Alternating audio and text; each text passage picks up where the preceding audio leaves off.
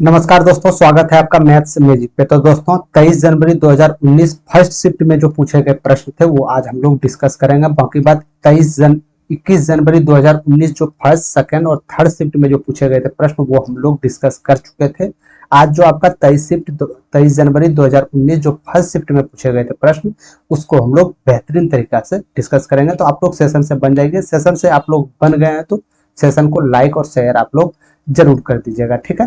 और तो अभी तक चैनल पे न्यू है मेरे दोस्त तो चैनल को सब्सक्राइब जरूर कर लीजिएगा। इसी प्रकार पीवाईपी प्रश्न या कोई भी नोटिफिकेशन के लिए जो आपके रिलेटिव जो भी एग्जाम्स दे रहे हैं आप या कोई भी चीज का एग्जाम, चाहे वो रेलवे, एसएससी, बैंकिंग, कोई भी चीज के नोटिफिकेशन के लिए आप हमारे चैनल से जुड़ जाइएगा, ठीक है। चलते हैं सीधे प्रश्न की ओर बिना कुछ विलंब किए। पहले नंबर प्रश्न में बोला जा रहा है कि 3 बॉक्सों का भार 4, 7 और 10 किग्रा है, मतलब 10 किलोग्राम है। निम्नलिखित में से कौन इन बॉक्सों में किसी भी संयोजन का कुल भार किग्रा में नहीं हो सकता, यानी किलोग्राम में नहीं हो सकता। यानी कि आपके पास 3 बॉक्स है, 3 बॉक्स का वजन आप लोग के सामने दिया गया है। कितना किलो है? एक बॉक्स है जो कि 4 किलो का है, दूसरा बॉक्स है जो कि 7 किलो का है, तीसरा बॉक्स है जो कि 10 किलो का है। इसमें बोला जा रहा है कि तीनों को संयोजन करके या 2 संयोजन या तीनों को संयोजन करके इनमें से कौन सा भार आप लोग इससे नहीं बना सकते हैं। 3 दिया गया है बॉक्स, तीनों में से किसी को 2 को ऐड करके या 3 को ऐड करके कौन सा एक इसमें से नहीं बनेगा, ये आपको बताना है। तो सबसे पहले चलते हैं कि यदि पहला और दूसरा जो मेरे पास थैला था या जो बॉक्स था, यदि इसको ऐड करें तो 7 4 11, यानी 11 किलो तो बन सकता है, ऑलरेडी बन सकता है। दूसरा तीसरा जोड़े तो 10 और 7 17, ये भी बन सकता है, यानी कि ये आपका हो सकता है 17 किलो हो सकता है। तीनों को ऐड करें तो 10 7 17 4 21, यानी 21 किलो भी आप इसको बना सकते हैं। और यदि पहला और तीसरे को ऐड करें 10 4 14, यानी 14 किलो आप बना सकते हैं। तो ऑप्शन नंबर 1 ही आपके पास ऐसा बचा जो कि 18 किलो आप इसमें तीनों को जोड़ के आप इसमें नहीं बना सकते, या किसी दो को भी जोड़ के आप इसको नहीं पूरा सकते हैं 18, ठीक है, बिना उसको टुकड़ा किए। समझ गए? तो इस प्रकार प्रश्न पूछा जाता है, बिल्कुल ही सिंपली प्रश्न थे। चलते हैं दूसरे नंबर प्रश्न की तरफ। दूसरे नंबर प्रश्न में बोला जा रहा है कि रूट अंडर एक्स प्लस 0.25 बराबर जो है ये रूट अंडर 0.1296 के बराबर है। तो एक्स का मान क्या होगा ये आपको बताना है। तो एक्स का मान चाहे तो आप वैल्यू पुट करके भी रख सकते थे या मेथड से भी बना सकते हैं। तो सिंपली इसमें सबसे आसान तरीका बनाने का जो है वो मेथड से बनाने में, ठीक है। रूट एक्स प्लस 0.24 बराबर रूट अंडर 0.1296 है, ठीक है। तो हम इतना नहीं लिखेंगे इसमें, तो डायरेक्ट 1296 किसका वर्ग है ये आप लोग को पता होना चाहिए मेरे दोस्त। तो ये 36 का वर्ग है, आप लोग को पता होना चाहिए 36 का वर्ग है ये, ठीक है।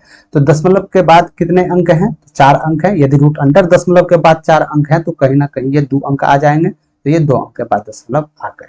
तो रूट एक्स बराबर ये प्लस है, इधर जाके आप लोग जानते हैं यदि प्लस का चिन्ह है तो बराबर उठ जाके आपका चिन्ह परिवर्तन हो जाएगा, यानी माइनस में चले जाएगा तो 0.12 आ जाएगा, ठीक है। तो रूट को हमको हटाना है, रूट अंडर जो एक्स है रूट को हटाना है। तो रूट को हटाने के लिए दोनों तरफ आपको वर्ग करना होगा। तो ये रूट अंडर ये वर्ग चला जाएगा, तो यानी एक्स बराबर, तो इसमें क्या होगा, बराबर 44 से। तो 2 अंकों के बाद दशमलव है, यदि स्क्वायर करेंगे तो 4 अंकों के बाद दशमलव होगा, तो यानी कि 1 शून्य और जुड़ जाएगा, यही आपका राइट आंसर होगा 0.014। समझ गए? तो right answer option number A, ठीक है। बिल्कुल ही आसान प्रश्न थे, इस सब प्रश्न में ज्यादा समय नहीं देना है मेरे दोस्त, बिल्कुल जैसे भी बने आपको इसको बना के निकलना है। चलते हैं तीसरे नंबर प्रश्न की ओर। तीसरे नंबर प्रश्न में आपसे माध्य पूछा जा रहा है कि माध्य क्या होगा। माध्य क्या होगा, कुछ संख्याएं दिया गया है आपके पास, ये संख्याएं दिया गया है, उसमें से एक संख्याएं मिसिंग है जो कि एक्स का है, आप लोग देख सकते हैं। तो आपसे यही पूछा जा रहा है कि एक्स का मान यदि हम क्या रखें उस जगह जो इसका माध्य जो संख्याएं दिया गया था इसका माध्य 10 के बराबर हो जाए। तो माध्य क्या होता है, सबसे पहले ये जानना जरूरी है आपके लिए। तो माध्य जो हो जाता है कुल संख्या का योग, कुल संख्या का योग। अब बेटे कुल संख्या, अरे यही तो माध्य होता है ना, अरे यही तो माध्य होता है ना मेरे दोस्त।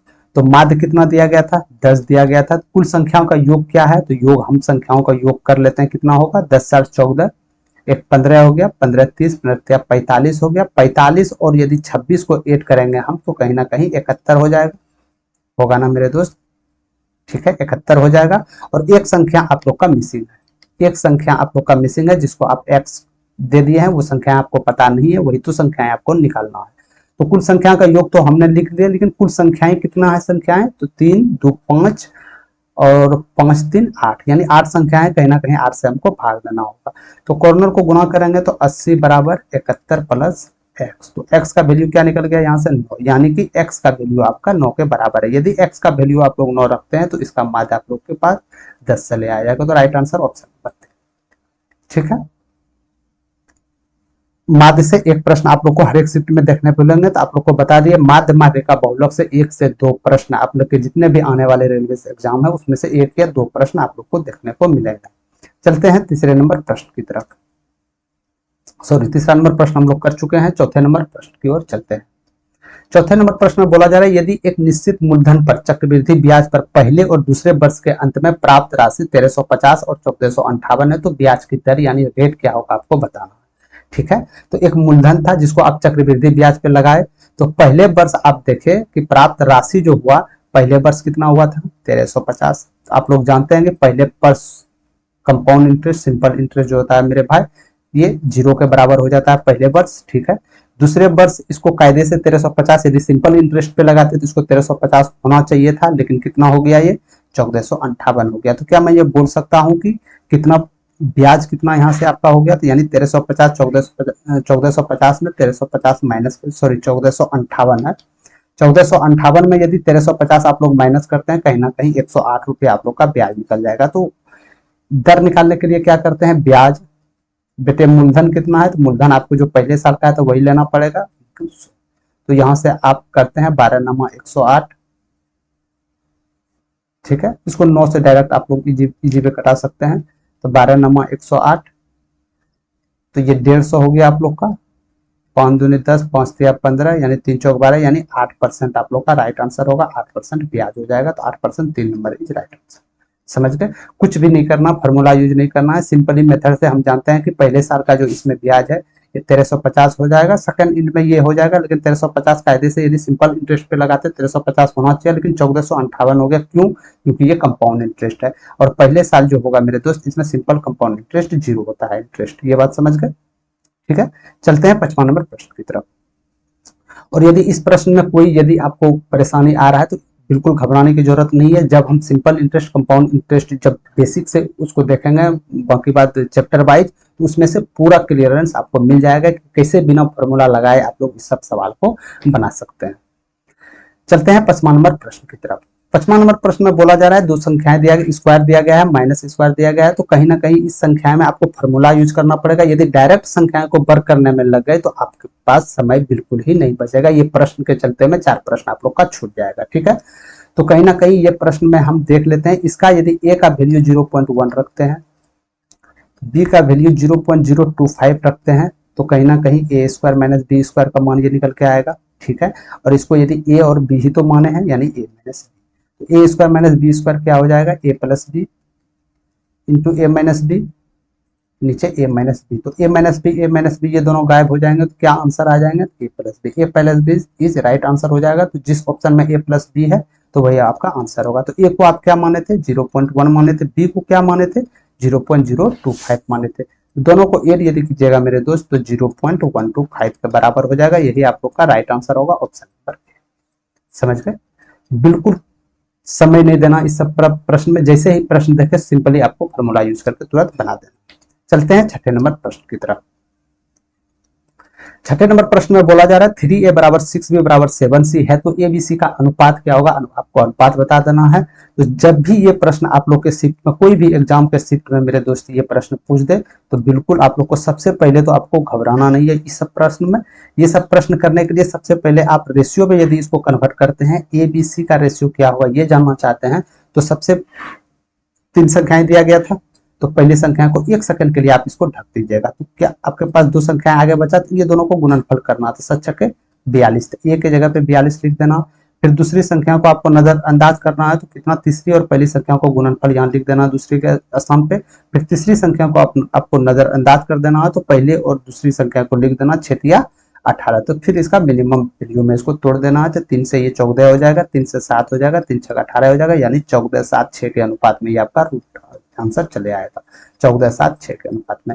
हालांकि ये कैसे लिखते हैं, ये को इग्नोर कैसे करते हैं, तो जब भी इसमें चैप्टर वाइज होगा, उसमें पूरा क्लियरेंस आपको मिल जाएगा कि ये आखिर हम करते कैसे हैं। हालांकि इसको करने में समय जाएगा, ये सब समय को जायज नहीं करना। ठीक है, 7वां नंबर प्रश्न को हम लोग देखते हैं। 7वां नंबर प्रश्न बोला गया, इस प्रकार प्रश्न आपको 21 जनवरी को जो शिफ्ट करवाए थे सेकंड शिफ्ट और फर्स्ट शिफ्ट में, ये प्रश्न देखने को मिले थे और ये प्रश्न आपको देखने को मिलेंगे। ठीक है, तो चाहे तो आप x का वैल्यू इसमें पुट कर सकते हैं ऑप्शन से, लेकिन लेंदी चला जाएगा क्योंकि ऑप्शंस आपको सब रखना होगा। हो सकता है ऑप्शंस यदि एक नंबर होगा तो उसमें तो आप जल्दी कर सकते हैं, यदि चौथा नंबर ऑप्शन हुआ तो आपको 3 को तो पहले सॉल्व करना होगा, फिर इसके बाद चौथे पे जाना होगा, इसीलिए इसको डायरेक्ट मेथड से बनाते हैं। तो यहाँ से 5x बेटे 2 हो गया, तो ये ब्रैकेट है। सबसे पहले बोधमास का नियम आपको पता होना चाहिए कि ब्रैकेट का काम क्रिया होगा, तो इसको यदि करते हैं तो माइनस क्या हो जाएगा 6x बटे 4, माइनस है, माइनस माइनस प्लस हो जाएगा, तो यहाँ पे क्या हो जाएगा आपका 5 बटे 12 बराबर 7 बटे 6। ठीक है, इसको यदि आप माइनस करते हैं तो इस प्रकार यदि आपको माइनस करने के लिए आ जाए तो एलसीएम निकाले बिना इसको डायरेक्ट आप लोग माइनस कैसे कीजिए, तो कॉर्नर को गुना कीजिए तो 5 चौके 20x हो गया और ये 6 दूनी 12x हो गया। दोनों को माइनस, क्योंकि माइनस चिन्ह है तो माइनस करेंगे, इस जगह प्लस चिन्ह है तो इसको प्लस करेंगे।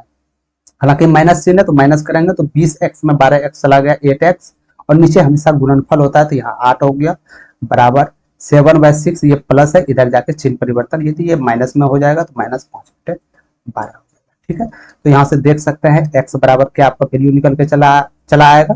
तो चाहे तो इसमें एलसीएम भी ले सकते हैं, या तो कॉर्नर जिस प्रकार आपको बताए थे, तो बरसते 84 में 30 जाएगा, कहीं ना कहीं आपका 54 बचेगा, 54 बटे 72। तो x बराबर यहाँ से क्या आ जाएगा, तो 9 छके 54, 9 अठे 72, यानी 3 बटे 4 इज राइट आंसर हो जाएगा आप लोग का। 3 बटे 4 किस ऑप्शन में, 2 ऑप्शन में, 2 इज राइट आंसर। ठीक है, समय नहीं लगना चाहिए, जितना जल्दी हो सके आपको आंसर लेना, चाहे वो किसी विधि से बनाए, मैटर आप लोग के लिए नहीं करता। चलते हैं 8वां नंबर प्रश्न की तरफ। 8वां नंबर प्रश्न में बोला जा रहा है कि थीटा का मान आप लोग के सामने दिया गया था 30 डिग्री, बस इसका वैल्यू आपको यहाँ पे पुट करना है। तो 5 cos 30 डिग्री का मान क्या हो जाएगा, तो आप लोग सभी जानते होंगे cos 30 डिग्री का मान हाफ होता है। ठीक है, 2 कोसेक 30 डिग्री का मान क्या होगा, तो हम जानते हैं जो साइन 30 डिग्री का मान होगा उसका ठीक उल्टा होगा। तो साइन 30 डिग्री का मान क्या था, हाफ था, इसका उल्टा क्या हो जाएगा 2 हो जाएगा, तो यहाँ पे 2, तो यहाँ से आपका 5 बटे 2 हो जाएगा -4। यदि आप इसको करते हैं 4 दूनी 8, 5 में माइनस 8 जाएगा तो -3 बटे 2 हो जाएगा, -3 बटे 2 is right answer, option number 3। समझ गए, तो ये आपका राइट आंसर, बिल्कुल ही सिंपल सवाल थी। इस समय आपको जरा सा भी वहां पेन उठाने की भी आवश्यकता, सिंपली आप कैसे देखते हैं, डायरेक्ट आपको यहाँ से आना चाहिए 5/2। जिस प्रकार यदि आप एग्जाम में बैठे हैं तो किस प्रकार सॉल्व कीजिएगा, ये मैं बताने की कोशिश कर रहा हूँ। डायरेक्ट 30 डिग्री है तो हम जानते हैं हाफ होगा, तो यानी 5 बटे 2 हो जाएगा, 2 है 4 हो जाएगा। सिंपली यहीं पे आपको एक लाइनर में एक पॉइंट पे आपका आंसर आ जाना चाहिए था। चलते हैं 9वां नंबर प्रश्न की तरफ। 9वां नंबर प्रश्न में बोला जा रहा है, वर्तमान में अनु और डिम्पी की आयु के बीच का अनुपात 5:8 है। 2 साल बाद इसकी आयु का अनुपात 2:3 हो जाएगा। तो 2 साल पहले डिम्पी का आयु क्या था, ये आपको बताना। ठीक है, एक अनु थी, दूसरी डिम्पी थी, इसके बीच वर्तमान आयु, वर्तमान मतलब प्रेजेंट जो अभी फिलहाल चल रहा है, इसका आयु क्या था 5:8 के अनुपात। ठीक है, और ये भी बोला जा रहा है कि 2 साल बाद जो यही अनुपात हो जाएगा, 2 साल बाद जो इसका एज होगा उसका जो अनुपात हम निकालेंगे वो 2:3 के अनुपात में हो जाएगा। तो इसी प्रकार सवाल 21 जनवरी को भी मैंने करवाए थे। यदि इस प्रकार सवाल आ जाए तो जो इसका अनुपात का जो अंतर है वो बराबर आना चाहिए। तो क्या अनुपात का अंतर बराबर है, जी नहीं, ये 3-5 है, तो इसको हमेशा हमको बराबर करना है। समझ गए, हमेशा बराबर करना है। तो बराबर करने के लिए क्या करना होगा, तो बराबर करने के लिए इसको कहीं ना कहीं 2 से गुना करना होगा, 2 दूनी 4 और 3 दूनी 6। क्या ये बराबर आ जाएगा, जी नहीं आएगा, यानी कि 2 से मल्टीपल इसको नहीं करना है। तो 3 से हम देख लेते हैं, तो क्या 3 से करने के बाद आ जाएगा, 3 दूनी 6, 3 तिया 9, तो 5 में 6, 1, 8, 1, 9। जी हाँ, अंतर हमेशा इसका 1 आता है। तो अनुपात का अंतर 1 है, तो अनुपात का अंतर 1 आया, दोनों का तो बराबर आया।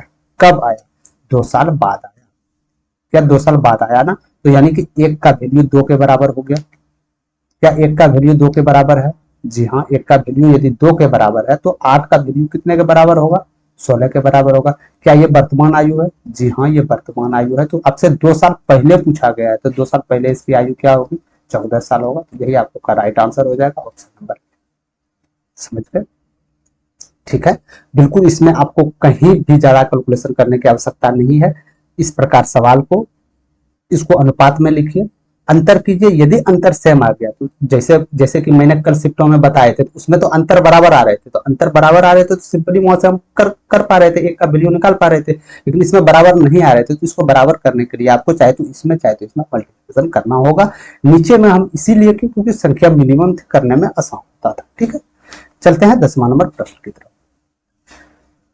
10वां नंबर प्रश्न में बोला जा रहा है एक गोली 0.2 सेकंड में 90 मिनट की यात्रा करती है तो कितने किलोमीटर प्रति घंटा की गति से यात्रा कर रहा है, ये आपको बताना। ठीक है, तो हम जानते हैं गति या चाल क्या हो जाता है, दूरी बटे समय। आपको पता होना चाहिए, पता ये बच्चे बच्चे को पता है मेरे दोस्त, दूरी बटे समय चाल। ठीक है, तो दूरी आप लोग के सामने क्या है, 90 मीटर। समय क्या दे रखा है, 0.2 सेकंड समय दे रखा है। तो कहीं ना कहीं मीटर पर सेकंड में इसका गति आएगा, मीटर पर सेकंड में गति क्या आ जाएगा, 450 मीटर पर सेकंड। तो क्या आपका मीटर पर सेकंड में आंसर पूछा जा रहा है, जी नहीं, बिल्कुल नहीं, किलोमीटर प्रति घंटे में आंसर पूछा जा रहा है। तो मीटर पर सेकंड को किलोमीटर प्रति घंटे में बदलने के लिए क्या करते हैं आप, 18/5 से गुना करते हैं। 18/5 से गुना जैसे ही करेंगे तो 5×9 = 45 हो जाएगा। तो यहाँ से देख सकते हैं 1620 किलोमीटर प्रति घंटा हो जाएगा। समझ गए, तो 1620 किलोमीटर प्रति घंटा हो जाएगा मेरे दोस्तों, ये 1620 किलोमीटर प्रति घंटा, 4 नंबर इज राइट आंसर। समझ गए, ठीक है, चलते हैं 11 नंबर प्रश्न की तरफ। 11 नंबर प्रश्न में बोला जा रहा है यदि एक दुकानदार किसी वस्तु को 2700 रुपया में बेचता है तो वो 8% का लाभ कमाता है। तो यदि वो 3000 रुपये में बेचता तो कितना लाभ होता, कितना लाभ होता है ये आपको बताना है, वो भी परसेंटेज में कितना लाभ होगा ये आपको बताना है। तो सबसे पहले जितने में वस्तु आप खरीदे, कॉस्ट प्राइस तो वही हुआ, इसको हम 100% मान लिए। मतलब जितने में आप वस्तु खरीदे मेरे दोस्तों, वो 100% तो हम पैसा दिए होंगे ना उसको। ठीक है, 100% में दिए होंगे। लेकिन ये बोला जा रहा है कि 108% आप लाभ पे बेचे, लेकिन बेचे आप कितना, 2700 पे। क्या मैं बोल सकता हूँ 108% का वैल्यू 2700 के बराबर हो जाएगा। ठीक है, तो मेरा क्या यहाँ कॉस्ट प्राइस निकल जाएगा। कॉस्ट प्राइस क्या माने थे आप, 100% माने थे, तो 100% का वैल्यू क्या हो जाएगा, तो इसको 9 से 12 चला जाएगा, 9 से 300 चला जाएगा, फिर 12 से ही क्या चलाएगा, 25 चला जाएगा। कहीं ना कहीं हमको पता चल गया मेरे दोस्त कि इसका कॉस्ट प्राइस 2500 के बराबर है। यानी कि जो वस्तु आप खरीदे, कितने में खरीदे थे आप, 2500 में खरीदे थे, अब आपको बेचना कितने में पड़ेगा, 3000 रुपये में बेचना पड़ेगा। यही तो आपका सेल प्राइस होगा। तो कितने रुपए का फायदा हुआ, अरे लाभ कितने रुपए का हुआ, तो लाभ 500 रुपए का तो ही हुआ। किस पे हुआ, जिसपे हम खरीदे, यानी 2500 पे लाभ हुआ। तो 100 पे कितना होगा ये आपको बताना होगा। तो यानी सिंपली यहाँ से देख सकते हैं 20% का हमको प्रॉफिट हो रहा है। ठीक है, तो 20% प्रॉफिट हो रहा है, 3 नंबर इज राइट आंसर। यानी कोई भी वस्तु को 2500 रुपये में आप खरीदे हैं, 3000 रुपये में बेचिएगा तो 20% का प्रॉफिट होगा। समझ गए, चलते हैं 12 नंबर प्रश्न की ओर। कुछ विलंब नहीं करना मेरे, जितना जल्दी हो सके आपको प्रश्न को सॉल्व करना है। 12 नंबर प्रश्न में बोला जा रहा है कि जब किसी संख्या में 36 की वृद्धि की जाती है तो वो संख्या स्वयं की 109 हो जाती है। तो वो संख्याएं क्या है ये आपको बताना है। तो वो संख्याएं क्या है हम नहीं जानते हैं, वो संख्याएं क्या है, तो वो संख्याएं को हम एक्स मान लेते हैं। तो इसको चाहे ऑप्शन से भी बना सकते हैं, तो लास्ट में हम ऑप्शन से भी करके बताएंगे कि ऑप्शन से आप इजीली कैसे बना सकते हैं। तो संख्याएं को हम एक्स मान लेते हैं कि वो संख्याएं एक्स है। ठीक है, तो इसमें 36 की वृद्धि किया जाता है वो संख्या में। तो जिस प्रकार प्रश्न बोल रहा है हूबहू हम लोग उसी प्रकार करते चलेंगे। तो x में 36 को जोड़ दिए। अब क्या बोला जा रहा है कि वो संख्याएं स्वयं का 109 हो जाती है, यानी वो संख्या कौन, x, इसका स्वयं का 109, ये दोनों बराबर हो जाते हैं। कहने का मतलब यही है। तो यहाँ से क्या हो गया, x + 36 बराबर 109, x की 100। ठीक है, तो ये 36 बराबर x इधर जाके माइनस हो जाएगा, तो कहीं ना कहीं 109 में यदि 100x चला जाएगा तो 9x बटे 100 के बराबर हो जाएगा। तो यहाँ से आप लोग इजी वे देख सकते हैं x का मान क्या निकल गया आप लोग के सामने, 400। यानी वो संख्याएं कितना है, 400 है। 400 is right answer, option number 4। ठीक है, और अब हम बताते हैं कि इसको ऑप्शन से आप लोग कैसे बनाइएगा। तो ऑप्शन से आपको पता चल गया कि संख्याएं क्या है, 400 है।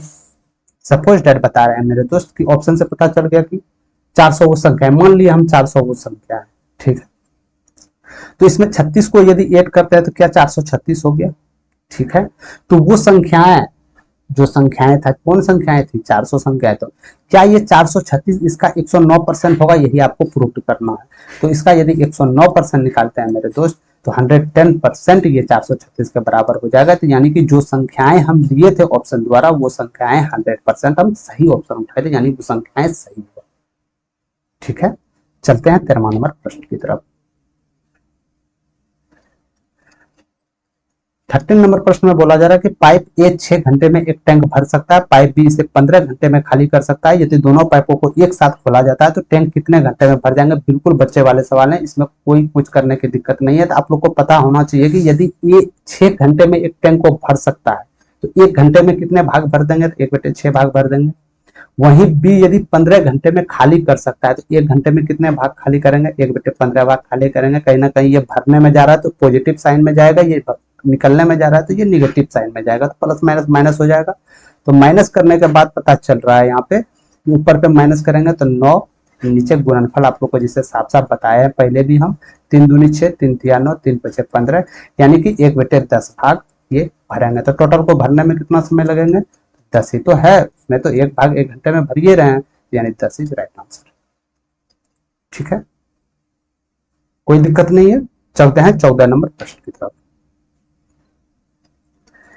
14 नंबर प्रश्न में बोला जा रहा है कि एक्स वाई दो कारें हैं, ए से बी तक क्रमशः 50 किलोमीटर प्रति घंटा और 75 किलोमीटर प्रति घंटा की औसत गति से यात्रा करती है। यदि यात्रा के लिए एक्स वाई से 2 घंटे अधिक समय लगते हैं तो ए बी के बीच की दूरी क्या होगी, आपको बताना है। तो दूरी हम मान लेते हैं 1 किलोमीटर मान लेते हैं सपरिया, तो इस जगह आप x किलोमीटर भी मान सकते थे, हम मान लिए कि 1 किलोमीटर दोनों के बीच की दूरी है। तो ये जो 50 किलोमीटर प्रति घंटा गति से जा रहा है, इसको जाने में कितना समय लगेगा, अरे इसको जाने में कितना समय, कहीं ना कहीं 1/50 घंटे समय लगेंगे। दूरी बटे समय, सॉरी दूरी बटे चाल, इतना समय लगेंगे, ये आपका समय का है। ठीक है, और वही आपका y कितना समय में पहुंचेगा, ये यानी 1 किलोमीटर है, जाने के कैसे गति से जा रहा है, 75 किलोमीटर प्रति घंटा की गति से, कहीं ना कहीं इसको जाने में इतना समय लगेगा। तो यदि दोनों को अंतर करते हैं, दोनों के समय को अंतर करते हैं, तो एक दूसरे से कितना, 2 घंटे अधिक समय लगेगा। समझ गए, बस यहाँ से आप लोग का निकल गया। तो उसी प्रकार इस प्रकार यदि माइनस आ जाए तो क्या करना है, कॉर्नर को करके माइनस कर देना, तो कहीं ना कहीं 75 में 50 जाएगा, क्या हो जाएगा 25, और नीचे दोनों को गुणनफल कर देना। तो गुणनफल करने नहीं बैठिएगा, डायरेक्ट सिंपल कर दे, जिसको कि आप कटाने में आसानी हो जाए, तो ये 2 के बराबर हो जाएगा। तो 25 दूनी 50, तो यहाँ 2 दूनी देख सकते हैं, 150 दूनी 300, तो 300 किलोमीटर ए और बी के बीच की दूरी है 300 किलोमीटर। Right answer option. समझ गए, ठीक है, कुछ नहीं करना था, आपको सिर्फ दूरी मानना था। दूरी हम 1 किलोमीटर मान लिए थे, चाहे तो आप इस जगह x भी किलोमीटर मान सकते, यदि x भी मानते तो यहाँ 25 से x होता तो x का वैल्यू 300 के बराबर हो जाता। ठीक है, तो जितने भी दूरी माने, चाहे x माने y माने 1 माने, तो उसका वैल्यू उतना के बराबर आना चाहिए। समझ गए, चलते हैं 15 नंबर प्रश्न की तरफ। 15 नंबर प्रश्न में बोला जा रहा है कि 8 सेंटीमीटर भुजा वाले एक समबाहु त्रिभुज का क्षेत्रफल सेंटीमीटर स्क्वायर में क्या होगा, ये आपको बताना है। तो सबसे पहले समबाहु त्रिभुज का क्षेत्रफल क्या होता है, ये आपको बताना, ये आपको जानकारी रखना होगा। समबाहु त्रिभुज का एरिया जो होता है मेरे दोस्त 3a² बटे 4 होता है। ठीक है, ये समद्विबाहु त्रिभुज, सॉरी समबाहु त्रिभुज का क्षेत्रफल होता है। तो समबाहु त्रिभुज का क्षेत्रफल ये हो गया। तो इसमें तो भुजा दिया गया था, तो भुजा कहीं ना कहीं ए मानते हैं, ये 8 सेंटीमीटर दिया गया था, तो 8 × 8 = 64 बटे 4, तो यहाँ से क्या हो जाएगा 16√3। यही तो आप लोग का एरिया चले आया, 16√3 is right answer option number 2। ठीक है, तो जितने भी 2D क्षेत्रमिति है, 3D है, 2D या 3D है, इसमें से सबसे ज्यादा मेन इंपॉर्टेंट आप लोग का क्या है, फॉर्मूला है। यदि आप लोग फॉर्मूला मुंह में रखते हैं तो कहीं ना कहीं आपको जितना भी प्रश्न ड्रिल में पूछे जाएंगे वो 100% सब सवाल आपसे बन जाए। समझ गए, तो कोशिश कीजिएगा जितने भी क्षेत्र मेंसुरेशन के कितने भी सवाल हैं, चाहे वो वर्ग हो, आयत हो, घनाभ हो, घन हो, गोला हो, समझ रहे हैं, जितना भी है इसको आपको फार्मूला को कम से कम याद करके रखना होगा। हालांकि फार्मूला आप याद नहीं रख सकते तो फार्मूला निकालने भी आना चाहिए, फार्मूला निकाला भी जाता है। तो जब हम मेंसुरेशन का सवाल टॉपिक करेंगे मेरे दोस्त, तो उसमें से कैसे फार्मूला को बनाया जाता है वो आप लोग वहां से सीखेंगे। ठीक है, चलते हैं 16 नंबर प्रश्न की तरफ। 16 नंबर प्रश्न में बोला जा रहा है कि a - b 5 के बराबर है, a b 14 के बराबर है, तो a² + b² का मान क्या होगा। तो जब भी सेशन किए थे इसमें से हर एक सेशन में ये प्रश्न आपको देखने को मिलेंगे। तो सबसे पहले इस प्रकार प्रश्न यदि आ जाए तो इसमें आपको थॉट लगाना है कि a और b के जगह वैल्यू क्या रखे जो 5 के बराबर, a और b के जगह क्या हम रखे जो वैल्यू 5 के बराबर आ जाए। ठीक है, सबसे पहले ये आपका दिमाग लगना चाहिए। तो सिंपली यदि हम यहाँ 6 में 1 देख लेते हैं, 6 में यदि 1 जाता है 5, तो क्या 6 × 1 करने के बाद 14 आएगा, कभी नहीं आएगा। यानी कि जो भी हम ए बी रखे थे, सॉरी माफ कीजिएगा, जो भी हम ए बी रखे थे वो आपका गलत है। समझ गए, तो अब क्या रखें, तो यहाँ से सिंपली आप देख सकते हैं कि यदि हम 7 में 2 करते हैं तो ये 5 आ जाएगा, और 7 गुना 2 करते हैं तो ये 14 के बराबर हो जाएगा। ठीक है, तो ये दोनों यदि प्रूव हो गया तो बस इसका निकालना था। ठीक है, 49 4 53, तो ये 53 के बराबर हो जाएगा। ये आपका राइट आंसर होगा, ऑप्शन नंबर 2। यदि आप इस प्रकार से थॉट मेथड नहीं लगाना चाहते हैं तो आप लोग फार्मूला पे भी जा सकते हैं। तो फार्मूला पे कैसे बनाएंगे इसको, तो a प्लस बी का होल स्क्वायर हम जानते हैं क्या होता है, A square plus B square plus 2ab। क्या a प्लस बी का मान दिया गया था, जी नहीं दिया गया, तो सॉरी माफ कीजिएगा, a माइनस बी है तो कहीं ना कहीं a प्लस बी फॉर्मूला ना लिख के a माइनस बी लिखेंगे। a माइनस बी का whole square, A square plus B square minus 2ab। A minus B क्या 5, तो इसका स्क्वायर 25 हो जाएगा। ए स्क्वायर प्लस निकालना है तो इसको हम सपोज डेट करिए, 1 सेकंड करिए, हम x मान लेते हैं। माइनस ए बी क्या दिया गया 14, 14 ने 28, तो x बराबर ये माइनस है, इधर जाकर प्लस हो जाएगा, तो 25 और 28 जो होगा मेरे दोस्त वो 53 के बराबर होगा। तो चाहे आप जिस प्रकार बनाए, तो यदि आप इसको फॉर्मूला विधि बनाते हैं तो कहीं ना कहीं थोड़ा सा समय आपको देना होगा। यदि आप यहाँ पे वैल्यू पुट करते हैं तो 2 सेकंड में, यदि वैल्यू पुट आपका सक्सेस रहा तो 2 सेकंड में ये सवाल को आप बना सकते हैं। समझ गए? चलते हैं 17 नंबर प्रश्न की तरफ। 17 नंबर प्रश्न में बोला जा रहा है कि ये सरलीकरण का सवाल है मेरे दोस्त। इस सवाल को बनाने के लिए सबसे पहले बोधमास का आपको नियम अप्लाई करना होगा। इसमें कि सबसे पहले ब्रैकेट का काम क्रिया करना होगा, तब आपका का काम क्रिया करना होगा, तब भाग का, तब गुणा का, तब जोड़ का, तब माइनस का। समझ गए? तो सबसे पहले हम ब्रैकेट की ओर चलते हैं, क्योंकि ब्रैकेट सबसे पहले काम क्रिया करना होगा। तो ब्रैकेट में यदि काम क्रिया करना होगा तो 15 गुना 8/6 प्लस 12। ठीक है, तो कहीं ना कहीं 2 से ये 4 जाएगा, 2 से 3 जाएगा, 3 से 5 जाएगा, तो ये क्या हो जाएगा, अरे ये क्या हो जाएगा, 5 चौक 20 12 32 हो जाएगा ना। तब ऑफ का काम क्रिया करना होगा। 25% का वैल्यू क्या 1/4 के बराबर है, तो ये भी तो ब्रैकेट है, तब बड़ी ब्रैकेट का काम क्रिया करना, 4 8 32, ये 8 हो गया, तो 8 दूनी 16 यानी 20 में 16 जाएगा, तो ये 4 के बराबर हो जाएगा। तो यही आंसर होगा, 4 इज राइट आंसर। समझ गए? तो इस सब सवाल में आपको टाइम नहीं देना है मेरे दोस्त, जितना जल्दी हो सके इस सब सवाल को करके आपको निकलना होगा एग्जाम हॉल में। ठीक है, 18 नंबर की ओर चलते हैं। 18 नंबर प्रश्न में बोला जा रहा है कि 1386 सेंटीमीटर स्क्वायर पृष्ठीय क्षेत्रफल वाले गोले का व्यास यानी सेंटीमीटर में क्या होगा आपको बताना है। तो व्यास क्या हो जाएगा, यानी त्रिज्या का दुगुना ही तो आप व्यास करते हैं। ठीक है, त्रिज्या का दुगुना ही तो व्यास करना, यानी कि आपको सबसे पहले त्रिज्या निकालना होगा। तो दिया गया है क्या आपके ऑप्शन में 1386 सेंटीमीटर, क्या है ये पृष्ठ क्षेत्रफल है। तो गोले का पृष्ठ क्षेत्रफल क्या हो जाता है 4 पाई आर स्क्वायर। तो ये किसके बराबर है 1386 के बराबर। तो यहां से यदि हम इसको सॉल्व करेंगे मेरे दोस्त, पाई का वैल्यू पुट करते हैं 22/7, ये त्रिज्या का स्क्वायर 1386। तो यहां से यदि करते हैं हम तो 11 दूनी 22, 11 का 11, 11 दूनी 22, 11 छके 86। ठीक है, समझ गए? तो इसको यदि हम 2 से इसको उड़ाते हैं तो 2 से ये 6 हो गया, 2 छके 12, 2 63 हो गया। तो यानी आर स्क्वायर का वैल्यू क्या हो जाएगा 63 गुना 7/4।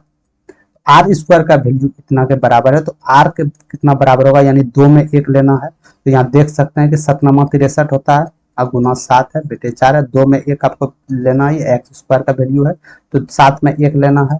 3 × 9 हम जानते हैं, तो 2 में 1 लेना है। 2 दूनी 4 हम जानते हैं, तो 2 में 1 लेना है। तो आर बराबर त्रिज्या कितना हो जाएगा 21/2। ठीक है, तो क्या आपसे त्रिज्या पूछा जा रहा है, जी नहीं, पूछा क्या जा रहा है व्यास पूछा जा रहा है। तो व्यास क्या होता है त्रिज्या का दुगुना होता है। यदि 21/2 में हम यदि 2 से गुना करते हैं तो कहीं ना कहीं 21 सेंटीमीटर इसका आंसर निकल के चले आएगा। 21 सेंटीमीटर यही आपका व्यास होगा। ठीक है, यदि त्रिज्या पूछता तो 10.5 हो जाता है, यानी 21/2 हो जाता है। ठीक है, कोई दिक्कत नहीं है।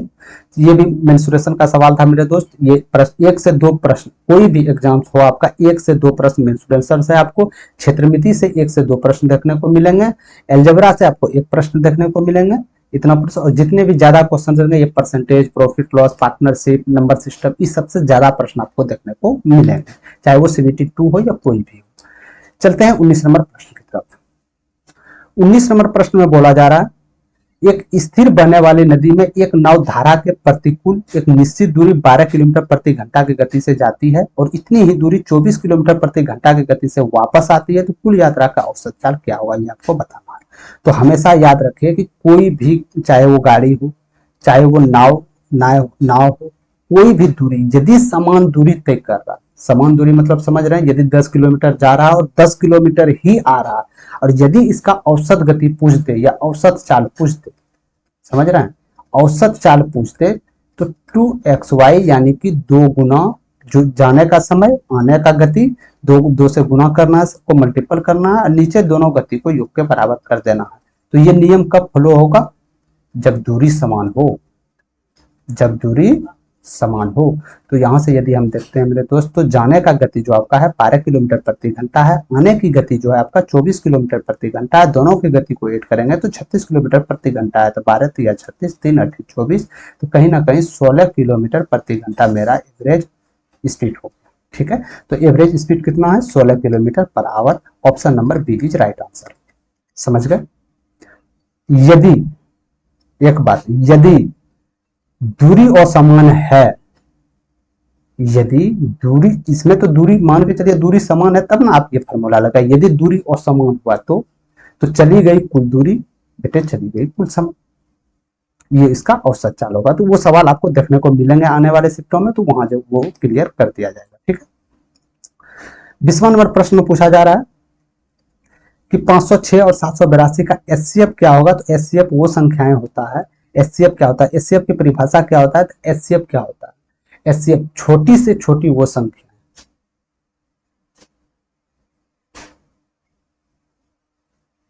एचसीएफ वो होता है मेरे दोस्त छोटी संख्या नहीं, बड़ी से बड़ी वो संख्याएं जो दी गई संख्याएं को पूरी तरह विभाजित कर दे। यानी कि बड़ा, इसमें से बड़ा से संख्या कौन सा संख्या होगा जो 506 और 782 को पूरी तरह विभाजित कर दे, उससे आप एचसीएफ करते हैं। ठीक है, परिभाषा समझ गए? तो ये सवाल आप लोग का एचडब्ल्यू रहा, यानी होमवर्क रहा। तो ये सवाल का आंसर क्या होगा आप लोग कॉमेंट सेक्शन में जरूर बताइएगा। ठीक है, बहुत ही इजी प्रश्न थे। चलते हैं 21 नंबर प्रश्न की तरफ।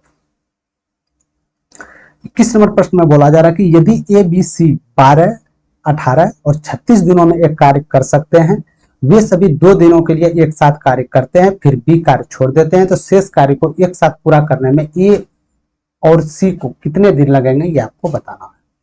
तो ए कितने दिन में कर रहे थे? 12 दिन में। बी कितने दिन में कर रहे थे? 18 दिन में। सी कितने दिन में कर रहे थे? 36 दिन में। तो यदि इस प्रकार प्रश्न आ जाए, कोई छोड़ रहा है, कोई जुट रहा है, कोई क्या कर रहा है, तो सबसे आसान विधि इसको बनाने के लिए आप इसका टोटल वर्क निकालिए, यानी कि एलसीएम लेके आप लोग इसको बनाइएगा, तो वहां से कोई परेशानी नहीं। ठीक है, तो यदि ए 12 दिन में कर रहा था, बी 18 दिन में कर रहा था, सी 36 दिन में कर रहा था, तो कोई तो आपके पास काम होगा जिसको आप कर रहे हैं। ठीक है, तो वर्क कितना होगा, यानी इसका एलसीएम होगा। 7 शब्दों में करने का अर्थ है कि इसका एलसीएम होगा। तो 12, 18, 36 का एलसीएम क्या होगा? एलसीएम वो संख्या, वो बड़ी से बड़ी संख्या जो तीनों से विभाज्य हो जाए।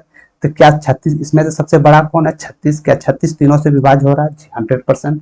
12 से भी, 18 से भी और 36 से भी हो रहा है। ठीक है, तो यानी टोटल वर्क जो आपके सामने आ गया 36 इकाई। यहां तक समझ? यदि टोटल वर्क 36 इकाई हो गया, ये टोटल वर्क 12 दिन में कर रहा है, तो क्या मैं बोल सकता हूँ कि एक दिन में ये कितने इकाई करेंगे? तो यानी 3 इकाई करेंगे, तभी तो टोटल काम करने में इसको 12 दिन लगेंगे। टोटल काम आपके पास 36 इकाई है, एक दिन में 3 इकाई कर रहे थे, तो यदि इसको पूरी करेंगे तो करने में 12 दिन का समय लगेगा। ठीक है, इसी प्रकार बी एक दिन में कितने इकाई करेंगे? 2 इकाई करेंगे। इसी प्रकार सी एक दिन में कितने इकाई करेंगे? 1 इकाई करेंगे। समझ गए? जहां तक बिल्कुल इजी वे समझ गए आप लोग। अब चलते हैं कि क्या कहना चाह रहा है। ये कहना चाह रहा है कि वे सभी 2 दिनों के लिए एक साथ कार्य करते हैं। तो ये सभी मतलब तीनों, तो तीनों एक दिन के लिए कितना काम करेगा? कितना इकाई काम करेगा मेरे दोस्त? एक दिन में कितना इकाई काम करेगा? अरे एक दिन में कितना इकाई काम करेगा? तो 3 2 5 1 6, यानी 6 इकाई काम करेगा। समझ गए यहां तक? यानी 6 इकाई एक दिन में काम करेगा। एक दिन में काम 6 इकाई कर दिया, लेकिन काम कर रहा है कितना दिन? 2 दिन काम कर रहा है, तो यानी कि 2 दिन में जो काम करेगा, तो 7 शब्दों में पता चल रहा है 12 इकाई काम करेगा। आपके पास टोटल काम था 36 इकाई था ना, इसमें 12 इकाई करके निकल गए तीनों, तो कितना बचा आपके पास? 24 इकाई शेष काम बचा है ना। तो क्या मैं यहाँ लिख लेता हूँ शेष काम जो बचा आपके पास, क्या 24 इकाई बचा? जी हाँ, 24 इकाई बचा। तो अब बोला जा रहा है कि शेष कार्य को, शेष कार्य तो 24 इकाई बचा है, तो शेष कार्य को एक साथ पूरा करने में ए और सी कितने समय लगे? तो ए और सी एक दिन में कितने इकाई करते थे? तो ए एक दिन में 3 इकाई, सी एक दिन में 1 इकाई, यानी कि ए सी एक दिन में कितने इकाई करते थे? 4 इकाई करते थे ना। तो टोटल आपके पास तो 24 इकाई वर्क है, एक दिन में आप 4 इकाई कर रहे हैं, यानी कि पूरा काम खत्म करने में 6 दिन का आपको समय लगे। तो 6 दिन इज राइट आंसर ऑप्शन। समझ गए? ठीक है, कुछ नहीं करना, जिस प्रकार प्रश्न पूछा जा रहा है उसी प्रकार आपको बनाना। हो सकता है आपको लगे कि कैलकुलेटिव ज्यादा है, जब ये प्रश्न आप लोग बनाइएगा इस विधि से बनाइएगा, कैलकुलेशन कीजिएगा, 2-4 प्रश्न बनाइएगा तो इजी पे आप लोग वहां से समझ जाइएगा। ठीक है, चलते हैं आज के लास्ट नंबर प्रश्न की तरफ। 22 नंबर प्रश्न में पूछा जा रहा है, ए अकेला 35 दिनों में कार्य कर सकता है और बी अकेला 14 दिनों में कार्य कर सकता है, तो यदि वे 5 दिनों के लिए इस पर एक साथ काम करते हैं तो कितना कार्य शेष बचता है। तो इसको चाहे तो आप एलसीएम से भी बना सकते हैं, तो ये तो इसको आप कितने भाग एक दिनों में करते हैं उसके अनुसार भी बना सकते हैं। तो चलिए हम लोग एलसीएम की ओर चलते हैं, इसको कैसे बनाते हैं। तो ए अकेला 35 दिन में कर रहे थे, अब बी इसे 14 दिन में कर रहे थे। समझ गए? ठीक है, तो 35 और 34 का टोटल वर्क आपके पास होना चाहिए। इसका एलसीएम क्या हो जाएगा? क्या 70 होगा? अरे क्या 70 होगा? यदि हम मान के चलिए मेरे दोस्त, इसका एलसीएम दो संख्या को लेना है, तो या तो इसमें से सबसे बड़ी संख्या है वही एलसीएम हो सकता है, या तो इससे दुगुना हो सकता है। तो क्या 35 14 से विभाज्य है? जी नहीं। क्या 70? जी हाँ। 14 पंचे 70, 35 दूनी 70, यानी कि टोटल वर्क आपके पास 70 इकाई हो गए। ये यदि पूरा काम को 35 दिन में खत्म कर रहे हैं तो यानी कहने का मतलब है एक दिन में ये 2 इकाई काम करेंगे, तभी तो 70 इकाई को काम करने में 35 दिन का समय लगेगा। और वहीं बी एक दिन में कितने इकाई, यानी 5 इकाई करेंगे। तो ए एक दिन में 2 इकाई करेंगे, बी एक दिन में 5 इकाई करेंगे। ठीक है, तो बोला जा रहा है यदि वे 5 दिनों के लिए इस पर एक साथ काम करते हैं तो एक दिन में दोनों मिलकर कितना इकाई काम करती है? 5 2 7, यानी कि 7 इकाई काम करती है एक दिन में। एक दिन में कितना इकाई काम किए? 7 इकाई काम किए। तो 5 दिन में कितने इकाई काम करेंगे? तो 35 इकाई काम करेंगे। तो कहीं ना कहीं आप देख सकते हैं कि आधा ऑलरेडी काम ये करेंगे। टोटल आपके पास वर्क 70 है, ये 35 इकाई काम कर चुका है, तो कितना काम आपके पास शेष रहेगा? अरे आधा ही तो रहेगा, तो आधा ही राइट आंसर ऑप्शन नंबर। ठीक है, तो ये था आप लोग का लास्ट प्रश्न। कैसा लगा आप लोग कमेंट सेक्शन में जरूर बताइएगा। और कोई भी नोटिफिकेशन हो, चाहे वो जॉब रिलेटेड नोटिफिकेशन हो या क्लास का कोई भी पीडीएफ हो, तो आप लोग टेलीग्राम चैनल से हो जाइएगा वहां ज्वाइन। वहां से आपको ये पीडीएफ और ये कोई भी चीज का नोटिफिकेशन आपको मिल जाएगा। फिलहाल 22 जून तक आपका टेलीग्राम बैन है, क्योंकि जेई नीट का एग्जाम आप लोग का जारी है। ठीक है, इसके वजह से आप लोग का ये टेलीग्राम अभी फिलहाल के लिए अस्थायी रूप से बैन है, तो घबराने की जरूरत नहीं है। व्हाट्सएप चैनल ठीक वीडियो के नीचे डिस्क्रिप्शन में हम डाल देंगे, व्हाट्सएप चैनल से आप लोग जुड़ जाइएगा। और बाकी बात 22 जून से आपका ऑलरेडी टेलीग्राम चैनल ओपन हो जाएगा, तो वहां से जिस प्रकार आपका नोट पीडीएफ जो भी चल रहा था वहां से इजी पे जिस प्रकार चल रहा था उसी प्रकार चलते रहेगा। ठीक है, तो क्लास कैसा लगा आप लोग कमेंट सेक्शन में जरूर बताइएगा। अच्छा लगा तो लाइक कर दीजिएगा और बाकी बात शेयर जरूर कर दीजिएगा। ठीक है, तो अभी तक आप लोग न्यू हैं, चैनल से नहीं जुड़े हैं, तो चैनल को सब्सक्राइब जरूर कर लीजिएगा। ठीक है, तो आज के लिए इतना ही, धन्यवाद। मिलते हैं कोई और नेक्स्ट सेशन में। जय हिंद।